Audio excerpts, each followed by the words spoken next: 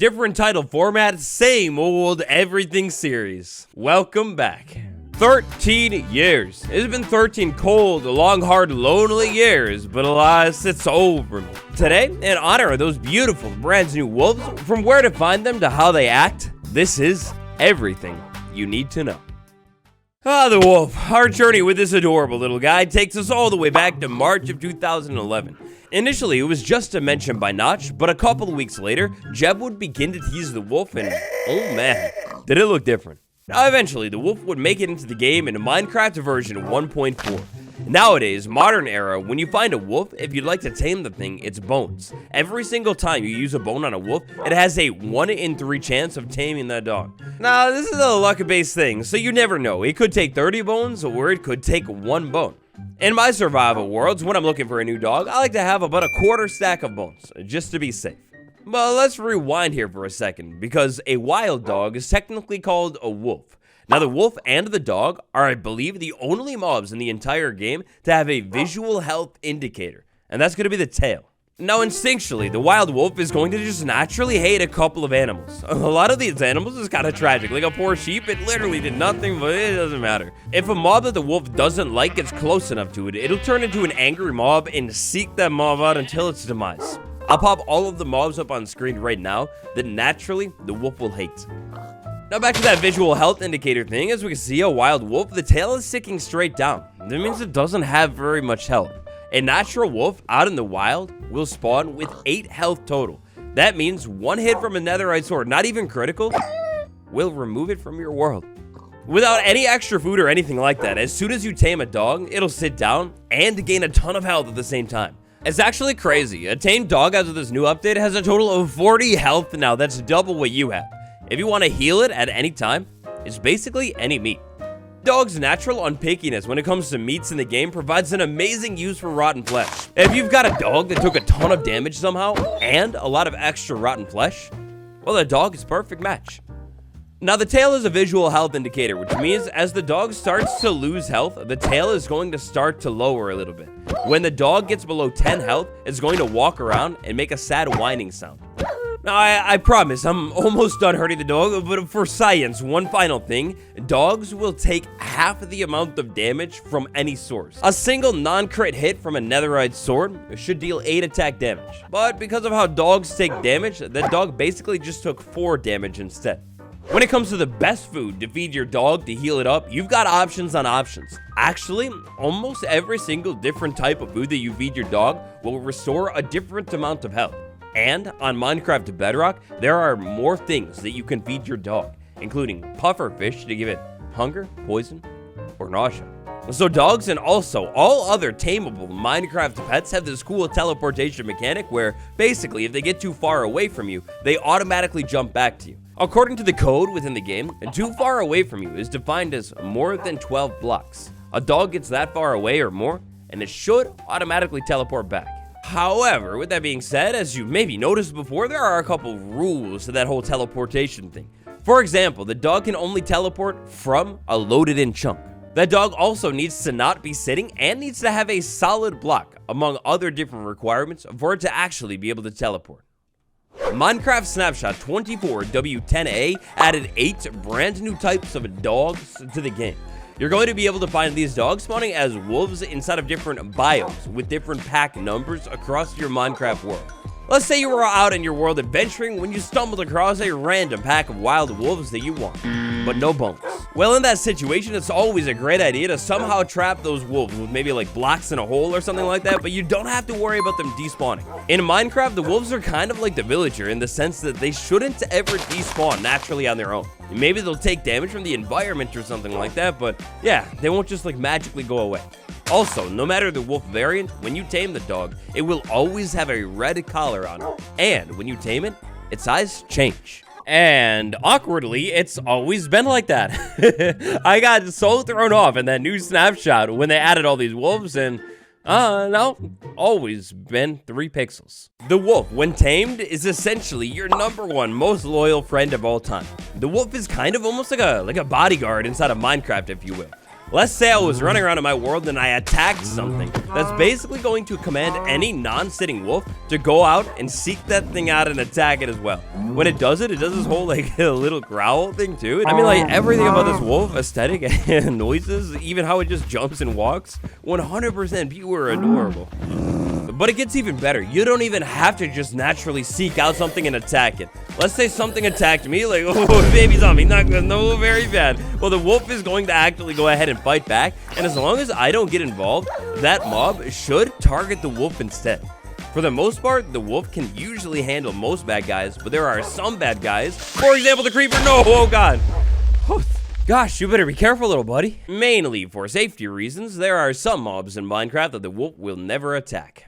Now, for the most part, the wolf is going to wait for you to take action on something or something to take action on you first to do anything. However, there is a big exception, and of course, that exception, it only makes sense that it's the thing built out of the dog's favorite thing. Well, your dog is in hot pursuit of a skeleton or any other mob, is actually not going to teleport back to you.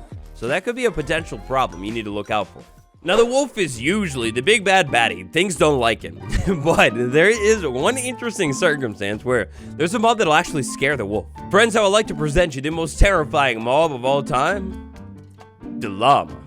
Interestingly, with llamas, everything is different when it comes to the dog. They have a chance of either attacking the llama or just full out sprinting away from the llama. Like, what in the world? It's terrifying. If a wolf is hit by llama spit, it has a 50-50 chance to attack or run away. Alrighty then, so far today, that's quite a bit of technical knowledge on the dog. Next up, we're going to take a look at how and where to find them all, but before that, tap like. Also, if you're new here, subscribing is a great idea too. I've got a lot of great guides, just like this one that I'm cooking up for all of the new features coming to Minecraft soon. So as of Minecraft 1.20.5, or on Bedrock, it's looking like 1.20.80, there are now going to be 9 different types of dogs that you can go out into your world and find.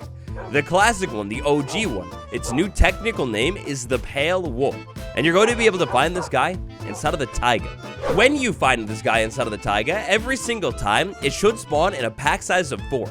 That's going to mean if you find one wolf, somewhere nearby, there should be 3 more. Now, technically speaking, every single wolf has the same chance to spawn. There's not really one rarer than others, but there kind of is. Jumping back alphabetically, our next stop of the day is over in the snowy taiga biome. In that biome, you'll be able to find ashen wolves spawning in a pack size of 4. It kind of looks like a husky. Next up, it's over to 2 biomes that are very similar looking. And first up, the old growth pine taiga. Inside of this biome, you'll be able to find the black wolf. This is a really cool looking one. Meanwhile, inside of the old growth spruce taiga, right across the river over there, you'll be able to find the chestnut wolf. Personally, my opinion, chestnut wolf, it might be my favorite one. Now, both of these wolves are going to spawn in pack sizes of 2 to 4. Alongside the expansion of all of this wolf spawning stuff, wolves can now also spawn on podzol and coarse dirt. Previously, they could only spawn on grass. Now, kind of interestingly, the jungle wolf, which is technically known as the rusty wolf, will spawn in a pack size of 2 to 4 inside of not the jungle biome, but the sparse jungle biome instead. However, because of how the jungle biome works, they can be close. If a wolf spawns on, say, like, right on the edge of the sparse jungle biome and pops into the jungle, well, a bit of a niche situation, but if it happens, it'll still be a rusty wolf. So one wolf isn't really rarer than any other wolf, but it also is. There are 2 factors to take into account when talking about rarity of wolves: pack size and biome commonness. This wolf right here spawns in a pack size of 1 inside of the Grove biome. That's gonna mean this poor little dog right here, not only is it lonely, but it's kinda rare.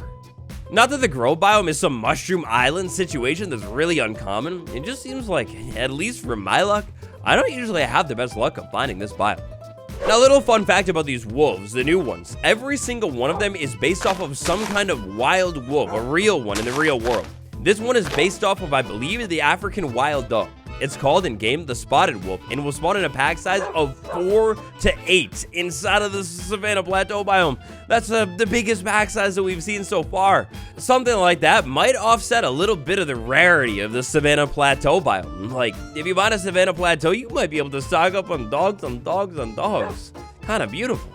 Another wolf breed with a ginormous pack size that is seemingly based on the real-world hyena is the striped wolf that'll spawn in the wooded Badlands. The wooded Badlands is another one of those biomes that's unfortunately not really the most common one in the world, which means having this dog might be a bit of a flex. And then finally, last but not least, probably the most common wolf out of all of them is now going to be the new wolf that is called the woods wolf. The woods wolf will spawn in any forest biome across your world in a pack size of 4. Now, I'm not gonna lie, I'm not complaining about this wolf being the most common one now because it's like an updated look at the dog. Nothing against the old classic one, but like, this is a nice one to have the most common guy all over the place. It looks good. So let's go back to that meat situation for a second because, of course, we can heal our dog up with meats, but we can also actually breed our dogs when they're at full health with meats as well. If I have 2 dogs and I feed them both meats, if I have 2 dogs and I feed them both meats, they will breed. If they have different coats, the coat of the pup, it's going to be picked at random. Also, don't know if you can notice it past its adorably gigantic head, but when you breed 2 dogs, the puppy is automatically tamed as well. If you have 2 wolves from different owners, the owner of that new pup is picked at random. Oh, and careful, because if you unlife next to your dogs, when you respawn, they don't necessarily teleport back. It's sad, but anyways, next up, I'd like to talk about personalization. When it comes to your dog nowadays, there are a lot of ways to customize a buddy. First things first, we can dye the color of the collar, any color of dye in Minecraft. That's going to give you 16 different options. Combine that with those brand new wolf coat variants, and I mean, you're gonna have to play around a bit to see which color maybe looks the best on your dog. Now, just like that, factoring in the 16 different colors and the 9 different types of dogs from the bat, that's gonna mean there are 144 different kinds of dogs, kind of like aesthetically, that you could have. Factor in the fact that it could have armor or not, and we can go ahead and double that. Now, another beautiful thing that the 1.20.5 or 1.20.80 update did is adjust the shading or coloration of the collars. The collars actually like wrap around the dog's neck now, and yeah, they got like a nice little gradient to them. They all look pretty good. Now, the very final thing I like to talk about today, which is going to be something that we talk a little bit more about in the armadillo episode, is wolf armor. Wolf armor is now also a thing, and 100% of the time, your dog should probably just have the wolf armor on. The wolf armor is crafted with armadillo scoop. When you equip wolf armor on your wolf, you just like use it. To get it back, you shear your wolf. I'll just leave this as a bit of a just trust me bro moment, but if you take your dog out, you will get nothing other than a little bit of experience and wolf armor. The wolf, tamed or not, has no drop. Now, this wolf armor stuff is absolutely amazing because the wolf armor is actually, hey buddy, come back. Okay, we'll try it again. The wolf armor is going to take all the damage, like it just soaks it up first. We can tell that is happening by taking a look at the tail. It didn't go down at all. Instead, the armor got a little bit cracked. Now, just like you were healing an iron golem or something, to fix up that cracked wolf armor, use armadillo scoot onto the dog while it's sitting down, and it'll repair. So wolf armor will absorb all the damage before the dog will, unless it's any of these damage sources right here. These damage sources unfortunately skip right past the wolf armor and go straight to the dog, so be careful. Some of the greatest ones is this one right here, fall damage. Poor dog fell really far, but it doesn't matter. The armor just soaked it up. And then actually fire damage as well. And your dog is smart enough to run around and look for a little bit of water, so that's kind of cool. Now, one final, very final exciting detail about the wolf armor is the fact that, oh boy, it can be dyed. Right here on screen, you're seeing what the wolf armor would look like with a single dye in the crafting recipe, so it's kind of like each base color, essentially. However, there's a lot more. So this is where, current day, it kind of differs a little bit. On Minecraft Bedrock, all of your armor dyeing will be done in a cauldron. This is just like how you do it with any other leather armor in the game, or the horse armor that you can dye too. Meanwhile, stuck in the Stone Age is Minecraft to Java. You dye the thing, customize it inside of the crafting table. The more dyes that you add, the more the color will change. This is where the math, if you want to talk about different variations of the wolf that you could have, gets absolutely insane. My opinion, yellow plus cyan, that's a pretty fresh one, and actually matches the grass in some biomes. Wolf armor in total has a durability of 64, so it's pretty low, but keep in mind, the scoot is really easy to get.